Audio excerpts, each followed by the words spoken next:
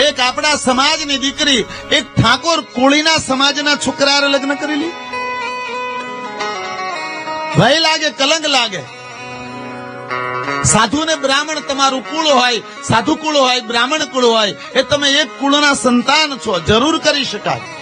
પણ જે કુળમાં કોઈ સારો વિચાર નથી, જે કુળમાં કોઈ સંસ્કાર નથી, એવા કુળના યુવાન હારે લગ્ન કરે, એવા કુળની યુવતી હારે લગ્ન કરે. તમે થોડોક વિચાર કરજો કે તમે જે કુળમાં જન્મા છો, તમારામાં જે લોહી ઉતર્યું છે, એ લોહી લગ્ન કરો અને એનું સંતાન થાય, એમાં શું હોય? આપણા સમાજમાં કહેવત છે, નાતે મરવું, નાતે વરવું, નાતે તરવું. વાલા, નાતથી મોટું કોઈ નથી.